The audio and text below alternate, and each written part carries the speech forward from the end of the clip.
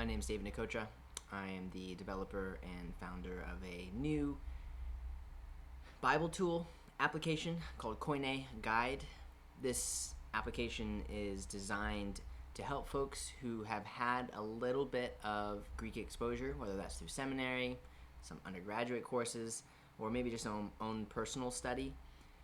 To help folks like that have the guardrails or extra assistance to actually jump into the New Testament text on their own and to start interacting with it, translating, understanding some more of the grammatical structures there, and essentially producing your own translation of the New Testament, as well as giving you some cool opportunities to compare it maybe to some English translations that are common, so that you can get a sense for how you're reading the text and how other well-known translators or translation teams, in most cases, have parsed or interacted with the Greek text itself.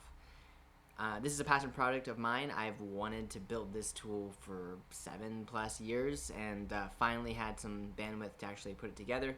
So I'm really excited to be able to release it to more folks. I primarily made it for me. So I was the main user who I had in mind when I was developing it. I took Greek in my undergraduate and in seminary. Loved Greek. I really enjoyed it. But I too felt that it was hard to make that jump from seminary Greek or undergraduate Greek into the New Testament text itself, without either having a study group or constantly pestering my Greek professors. And especially now in recent days with a lot of the advancements in AI or LLM technology, there are ways to actually get a lot of immediate feedback on the translations of the text. And so I've incorporated that into my application to help you, as the user, get some direct feedback on how you're interacting with the text. Did you miss anything? And how did your translation stack up to other translations, quality score, things like that. So the goal of the application is to help you get into the New Testament text and do some translation on your own, store your own translation, and get some feedback so that you can get some repetitions on interacting with the Greek text directly. Like I said, the application is called Koine Guide. Koine meaning common, and it is the type of Greek that we see most predominantly in the New Testament text itself. It's not classical Greek like the philosophers would have written, but the type of Greek that was spoken on the streets. And this application should help you produce your own translation of the text, and I'm really excited to show it to you today. So let's jump into the actual demo here. So yeah, as you can see on my screen, this is just the home page, and to get started here, you'll do your login, create an account, all that jazz. Let us know how you found out about us, whether that was through this YouTube video or word of mouth. I'd love to hear just how you found out about the application. Once you log into the application, you'll immediately be taken to the books of the New Testament. Here you can pick which book you'd like to work on. You'll also see in summary view some of the progress you've made on the various passages or the text of each book. I also tried to add just a little bit of details to each of the books. So what type of literary style is it? Is it a gospel, historical narrative, one of Paul's epistles, and so on? Also, how difficult is the Greek text itself? Medium difficulty, hard, easy.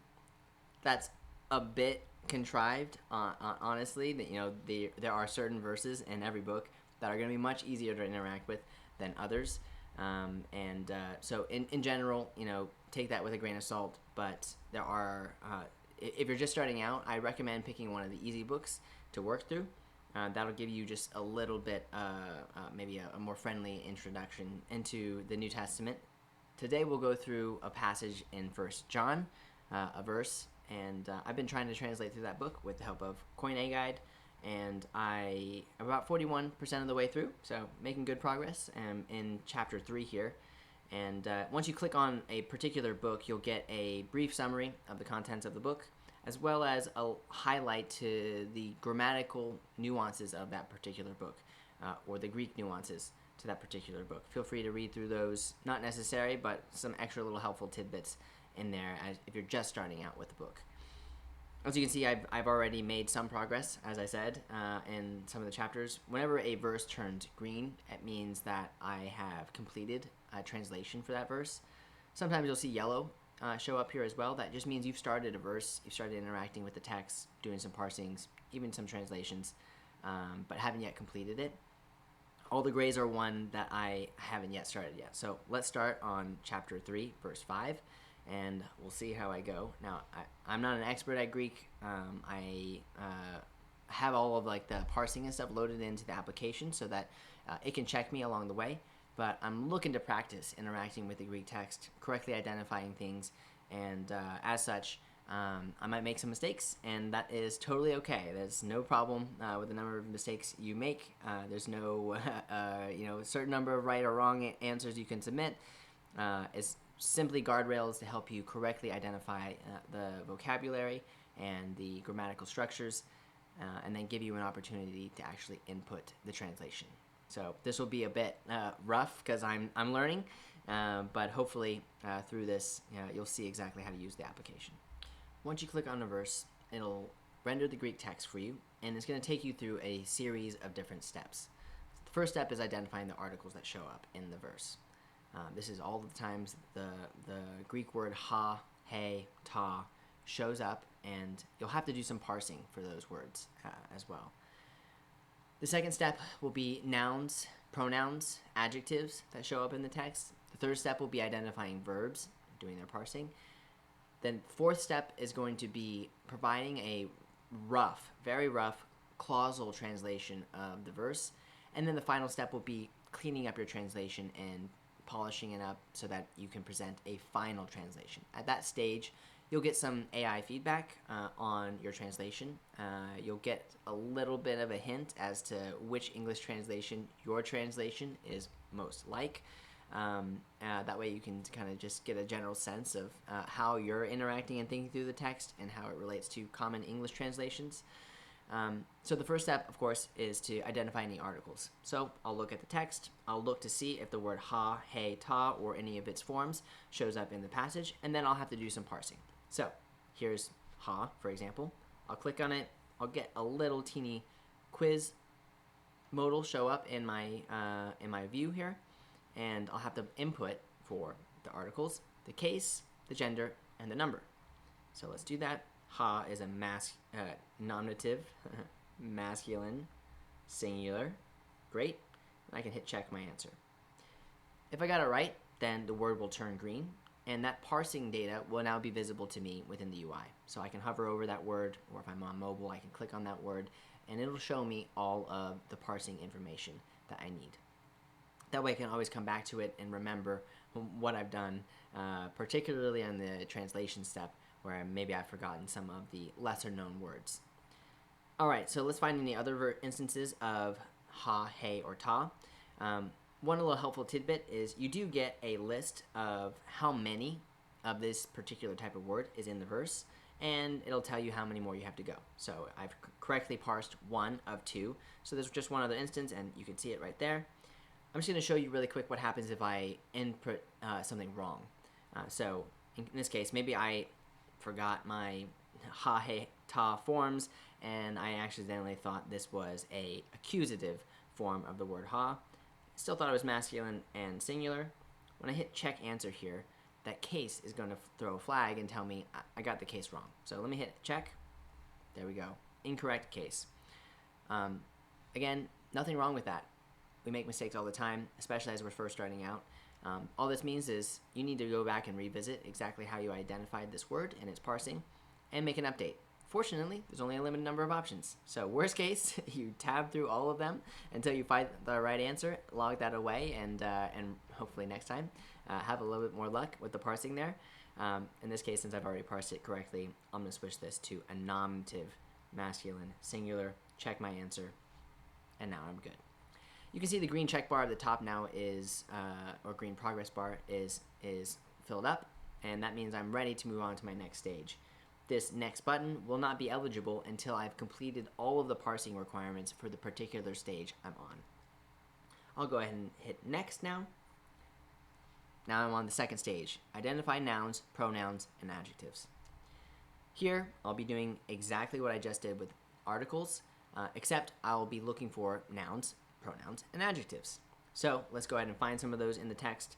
Pos, There we go. I can see the dictionary form here is pos is an adjective, and I have to input all the same information: case, gender, and number. I'll take a quick pause there just to explain why I had you do the articles first, and I've kind of separated those out from the nouns, pronouns, and adjectives. One, there's tons of articles in the New Testament, and so I wanted an easy way to exclude those from the flow. Once you know your articles, you won't have to actually input that parsing information. There are ways to turn off particular stages or steps of the translation flow in the account settings. I can show that another time. But I wanted to keep it in its own separate stage for that purpose. Second, it's a common trick that articles actually help you know exactly how to parse maybe some lesser known pronouns, adjectives, nouns in the New Testament, because they're normally conjoined to those types of things. And so having to do those first, they're really easy to identify, really easy to parse, and therefore they get you a bit of an advantage when you come to lesser known or moving into a space where you feel a little less confident. So pause here. I believe that's a nominative, masculine, singular. Check answer.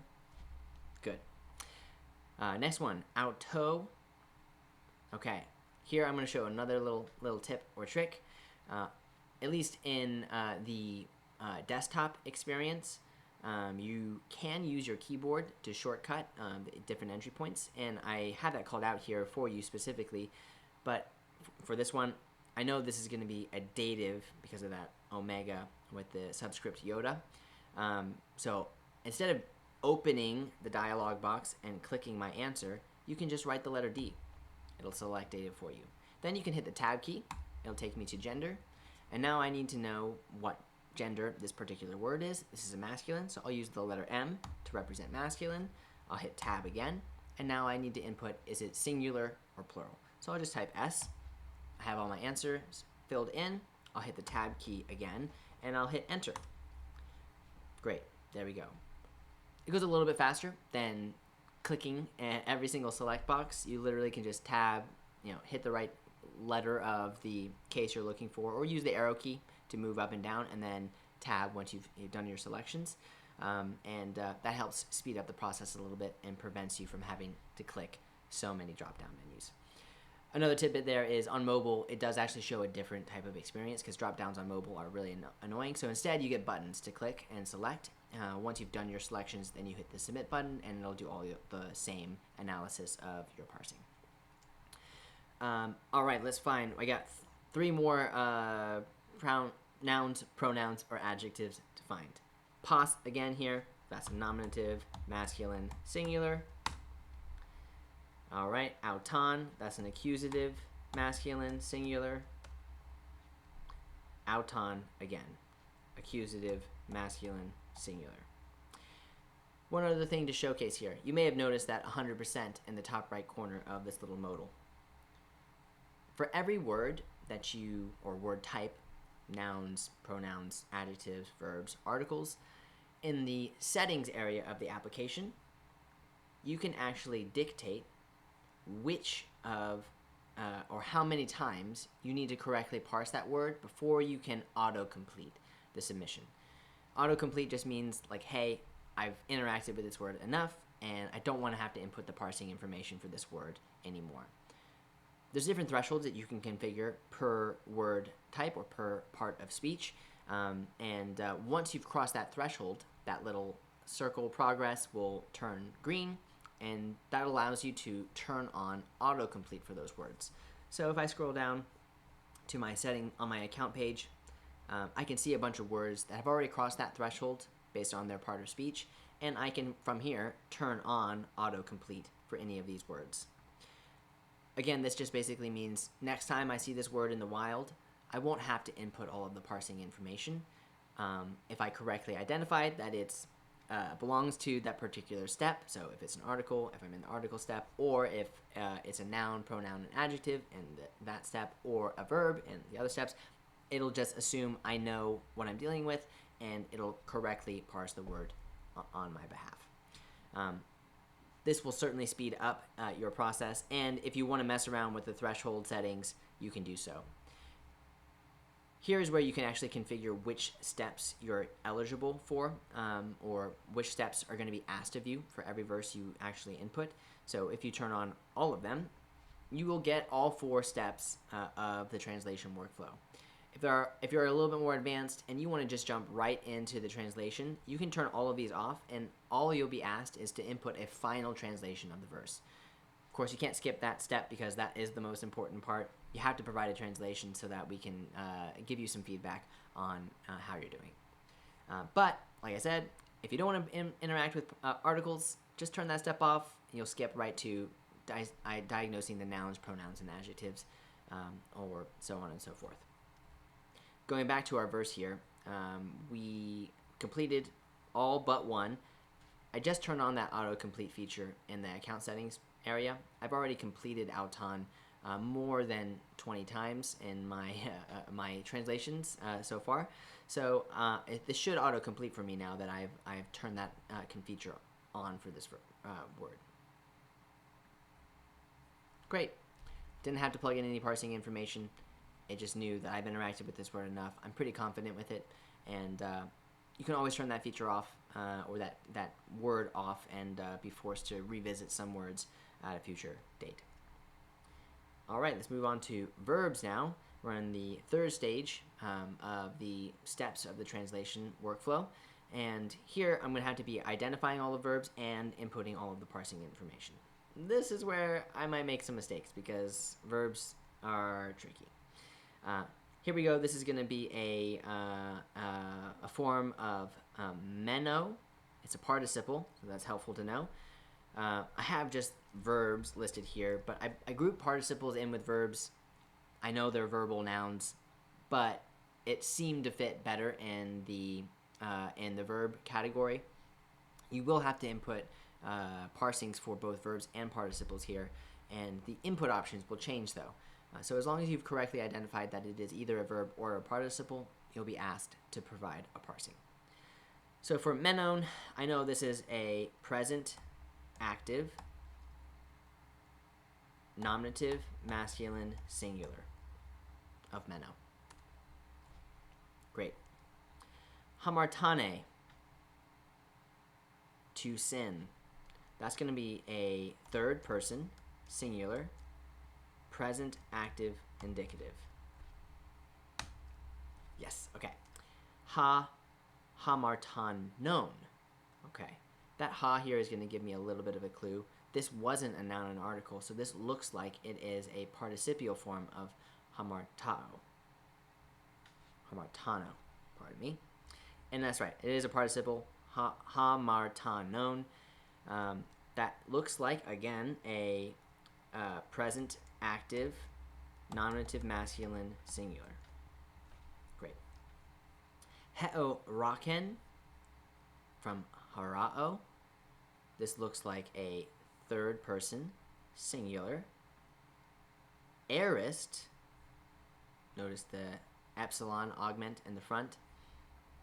Active, indicative.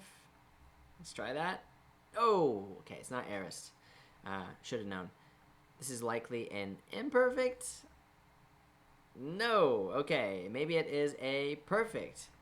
There we go. Okay, so that's right. Heoraken is a perfect active indicative 3rd person singular form from harao. Okay, good. So that's going to help me in my translation coming up. Egnoken is my last verb here. I'm at 4 out of 5. This will be the last one I input. I need to figure out what egnoken is. Okay, that is, again, a 3rd person, singular, aorist, active, indicative, I believe. No, still not aorist. Egnoken. Okay, I think this is just again, the perfect form. I'm going to try that again. Since the other one was perfect, maybe there's a repetition of that perfect tense here. Great. All right, so obviously I need to do some review here to make sure I remember my Greek grammar, but that's why I have this application to help me figure out what I'm dealing with and how I'm interacting with the text. Now that all my verbs are done, I'll move into the clausal translation phase. Okay, in this stage, if I hover over the text, you'll see the text is somewhat arbitrarily split up into distinct clauses. Don't get too tripped up by this. as you know, in Greek, even the verse structures sometimes are a little bit arbitrary. As such, just treat this as a way to just break apart the translation into smaller bits so that you can actually provide just a very rough translation of the text. That's all we're going for here. We're not looking for precision necessarily. That's what the next step will be for, cleaning up your translation and making it more a polished output. So let's start by clicking on the first clause in the verse. Here is opened for me a input field where I can provide this clause's translation. Again, I'm going for a rough translation of the text. Pas, everyone or all. The ones. Ha is a what's it called? It's an article, but it doesn't have a proper designation. So I'm going to change this to every one. It has a noun implied in it. Everyone in him and auto. Okay. So again, this is super rough, but I see now this article is actually related to the participle here. That's why we have this prepositional phrase interjected in between that the article and the participle. So basically, this is saying ha menon, the ones who remain in him, and the in him is associated with the ones who remain because it's put in between that article and participial statement. So everyone who remains in him, uk hamartane, does not sin. This is, again, just a present active indicative, third person singular. Could be something like is not sinning or does not sin. Let's just stop there, and maybe we'll clean it up in the next phase. Next clause, pas ha hamartano uk heraken auton. Clicking on it again, I get that same drawer opening up. I can see all of the grammatical details here, so I don't have to remember them all from my prior parsings, and I can do this exact same translation. I can see that same prepositional kind of statement showing up here. Before I saw ha menon, now I'm seeing ha hamartano. Okay, so the ones who sin. So everyone who sins, right? Uk he oraken him. Him. I just did the translation. Auton. Does not or has not is probably a better form because this is a perfect active indicative. Has not seen him. Uk heoraken auton. Has not seen him. All right. Last of the clauses. Ude agnoken auton. Ude agnoken auton. So ude. I didn't have to provide a parsing for that one. So those are the words, prepositions, and little particles. Sometimes a lot of the translational work is found in those details. And I'm looking for ways to provide more information on those words in the application. But by default here, if you hover over it, you'll get a rough gloss, and then you can tweak it accordingly to make the translation flow appropriately. So, and not. And not or does not agnoken, that's going to be from gnosko to know. So, and has not, because this is again perfect, so instead of does not, and has not known him. Auton again. Cool. All right. You can see that combined translation is all just getting concatenated here. A bunch of punctuation is missing, and there might be ways that for me to clean up this translation in the next phase, but I have at least provided some basic clausal translations at this stage, so I'll go ahead and move to the next step where I can provide a final translation. Before I do that, one other caveat here. As you saw, there wasn't a lot of feedback provided to you at this stage. This is really where the main work is being done by you. You have to interact with the Greek text. I'm trying to give you minimal amounts of help, such as glosses or dictionary forms of the word, all the parsing information, but wrestle with the text here. Try to figure out how the Greek syntax is functioning and try to provide a rough translation. Again, it doesn't matter if you make mistakes. We're going to help you on the other end to clean up some of those things. So actually towards that end, I'll change this in the final translation. Let's mess things up a little bit and see what our tool gives us in terms of feedback. Now we're on to the final translation step. This is the last thing before we complete the verse here. So we can read through our prior clausal translation. Everything you inputted on the previous step just gets ported over here as the base text input for you, so you don't have to rewrite any of that. But you should clean it up a bit. Make sure all the punctuation is added. If there's any cleaning up you need to do between the different clauses to make sure it flows properly, now is the time to do it. So let me just read through my translation and see how we're doing. Everyone who remains in him does not sin. Everyone who sins has not seen him and has not known him. Okay, I like my translation so far, but I think I need to add a little bit of punctuation. So maybe I'll add like a semicolon here. Let's lowercase that everyone who remains in him does not sin. Everyone who sins has not seen him and has not known him. Great. Like I said, let's tweak our text slightly just to see if we can get some feedback on the other end. I'm going to do that by accidentally removing the word not from my translation. And has known him. So maybe I missed that in my translational work, and I accidentally, when I was moving things around, I deleted a word that I didn't intend to. This fundamentally changes the meaning of the text, right? Everyone who remains in him does not sin. That's a good thing. That's what we're called to. Everyone who sins has not seen him and has known him. So obviously the translation there doesn't work, doesn't make sense. So I'm going to need to see that on the other end in terms of the feedback I'm given. Let's submit our translation now and see what the application does. All right, we just submitted our translation. As you can see, there's some thinking going on under the hood. We're doing a comparison of your translation to some other English translations, and we're going to provide some positive and some negative or critical feedback for you to help update your translation.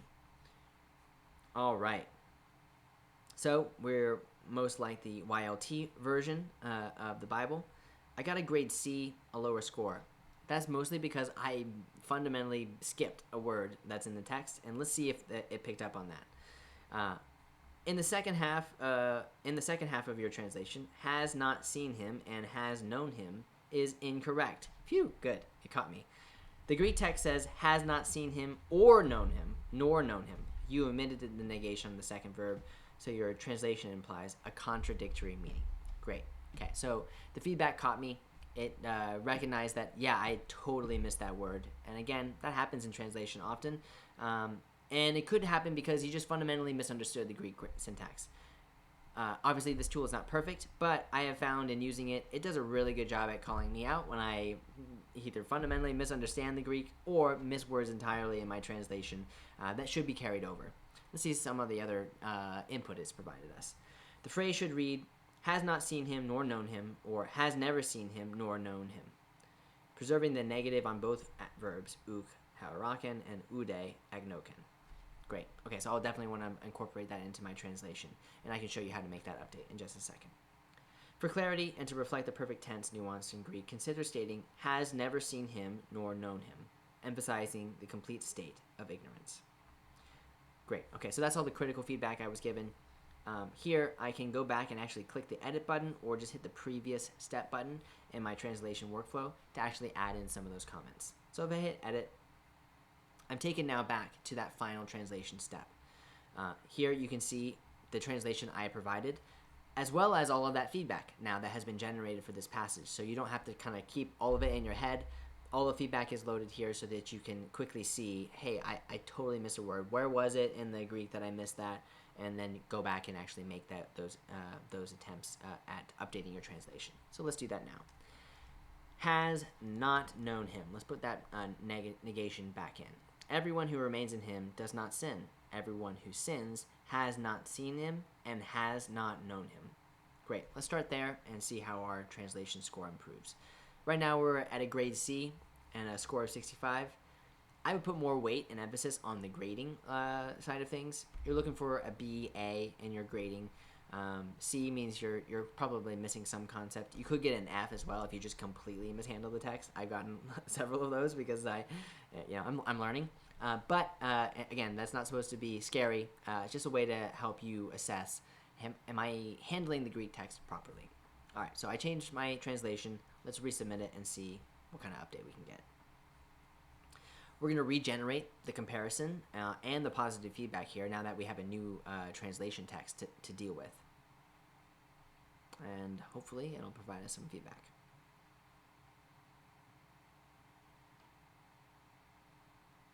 Great. Much better score now. It's much happier with the way I handled the Greek text. I got an A minus. To further match the force of the Greek perfect verbs, consider has never seen him nor known him. So it kind of wants me to truncate the language there a little bit. It's a bit repetitive right now where I say has not seen him and has not known him. I've noticed that the LLM model likes to provide shorter glosses like that shorter translations pretty heavily. Again, these are just recommendations. Of course, the translation work is best owned by you. You're the one doing the translations.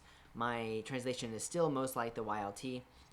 There could be other translations that occur there if I really fundamentally change or alter the way I handled the translation. But let's just read those two translations side by side and see how close they were. Everyone who remains in him does not sin. Everyone who is remaining in him doth not sin. Okay, pretty close. A little older language in the YLT. Everyone who sins has not seen him and has not known him. Everyone who is sinning hath not seen him nor known him. Okay, great. So very comparable. Certain translations, English translations, will have more variance than others, but that's a really cool way to see how I am interacting with the text compared to others. If you want to, you can quickly share your translation externally. If you're really proud of your translational work or you want to add some comments and notes and share it out, you can share on Twitter, share on Facebook, or share on Truth Social right now. That's just a fun way to demonstrate the work you're doing by translating, and gives you an opportunity to also provide some commentary on the text itself. All right, that completes our translation work of 1 John 3:6. And hopefully that gave you a taste of how best to use this tool verse by verse. And if you go back now to the whole book view, we'll see 1 John 3:6 is now green. Another completed verse. My progress meter or trackers are being updated, and I'm now 42% of the way through the book because of you all. So thanks.